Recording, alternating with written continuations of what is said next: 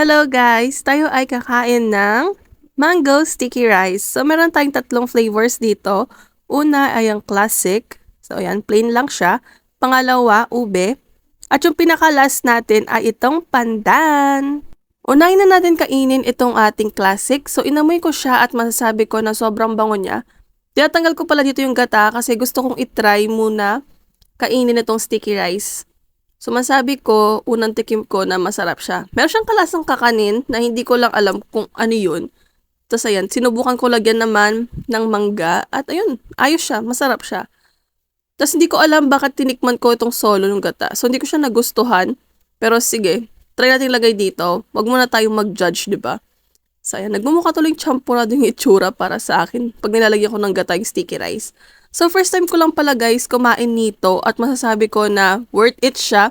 80 pesos pala ito guys. Binili ko pala itong mango sticky rice doon sa dati kong pinagbilhan ng kangkong chips. So ayun, balik na tayo dito sa ating pagkain ng ube naman.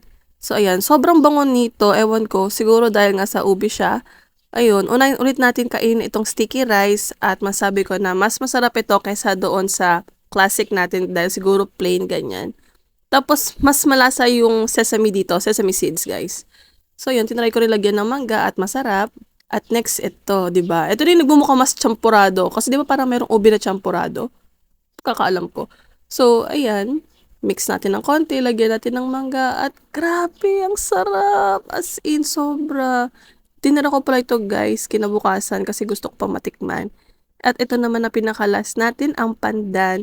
Hindi ko masyadong namoy ang pagkapandan dito. Pero nung tinikman ko, ayan, medyo nalalasahan ko na siya kahit papano.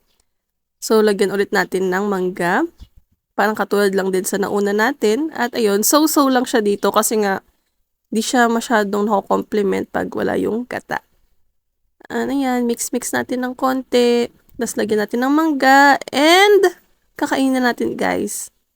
At sobrang sarap niya. So, overall, ang pinakamas gusto ko, ube, sunod itong pandan, at last yung classic. At ang sarap niya guys, as in.